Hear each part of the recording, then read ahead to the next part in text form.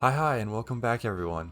Today I will be showing you guys how to make any Roblox item in real life. All you need is some cardstock paper, glue, a printer or somewhere to print, a computer, and you could be making your very own in real life fan art. Let's get started. First off, you will need to go onto Roblox Studio and grab any 3D hat or gear that you will want to make. You can do this by going into Roblox Studio and grabbing any free model of the item you choose, and simply exporting the item to an OBJ file. After downloading the file from the object you have chosen, you will need to download some free software. You can use Pepakura or Blender, but for this tutorial I will only be explaining the Pepakura way. Once you download and load up Pepakura, simply click File, Open. Now we look for where you saved your item, double click, Open. Your item should now pop up on screen. Now follow these prompts as I go through them. It will ask if you want to flip the faces, click No. Now it will ask you for the orientation of your object. This may be different for each object you pick. The orientation doesn't matter too much, but for scaling it is easier to get it oriented in at least a way that makes the most sense to you. In this case, on my sword that I chose, I would click yellow for the front face of this object. And the next prompt is asking to specify what faces the bottom. So in my case, it is already correct, so click Finish.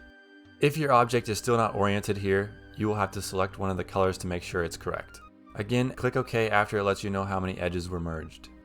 Next, a box will pop up that asks how you would like to scale your object. In this case, it's totally up to you. You can scale your item so you can make your item into a desk decoration, or you can scale them to fit yourself so you can wear them as your Roblox avatar would. To scale an item correctly and keep the same ratio as the original item, all you need to do here is figure out the height, depth, or width you want. And from that one parameter, it will auto-scale the rest to keep the correct ratio. I personally scaled my sword to 36 inches or 3 feet. I personally think this size was just right for what I wanted. After choosing the size you want, you will see two different screens. One has a 3D view of your item and the other one has a blank page. Now what we want to do is edit some options quickly. And just a quick disclaimer. This program is free, but if you want to save your options or save a file that you have worked on, you will have to buy the full version, which allows for that. If you do not pay for the full version, you are still able to make this work. It just means you have to do everything before closing the software because your changes will not save.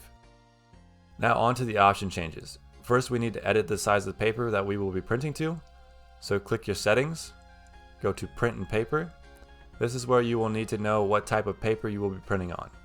I personally use letter with a width of 8.5 inches and a height of 11 inches. This is pretty common. Here we also change print lines to vector print. Next we click Unfold. This gives us a nice starting point. After that, we need to go to the 2D menu and make sure Show Flaps is selected and also make sure Show Edge ID is also selected. Go to the screen on the right and right click here. Click Join/Disjoin Faces. And here is where we're going to need to separate enough pieces so we can fit them all on the pages without them going over the edges. While going through and disconnecting pieces, we can also connect some pieces back together. We just need to make sure that they all fit on the pages and that none of the glue flaps are in an awkward place, making it harder to assemble. After we have the pieces laid out nicely on all the pages, we need to print. So go to File, Print, and print the pages out. It is wise to test your print first by simply printing out one of the pages first, and if it looks good, go back and print the rest.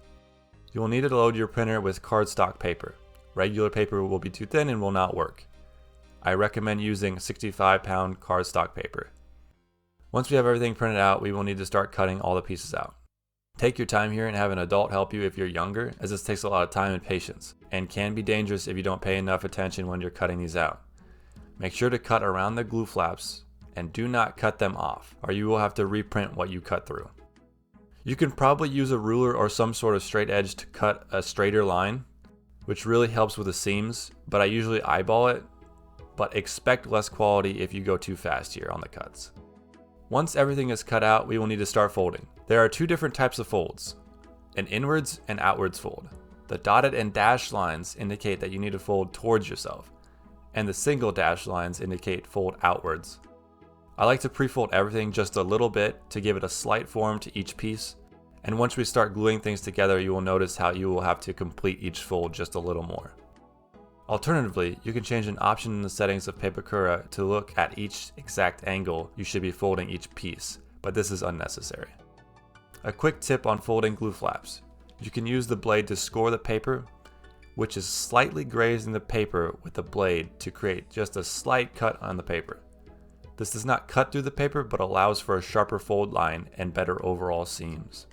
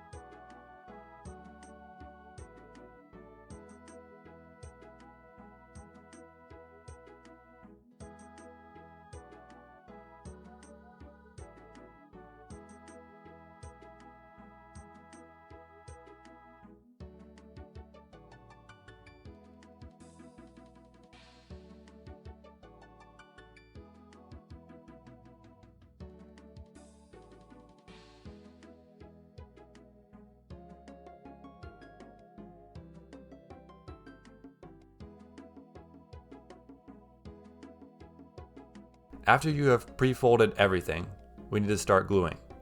So now we need to start assembling each piece. This is done by connecting the correct edge IDs indicated by the numbers on the paper.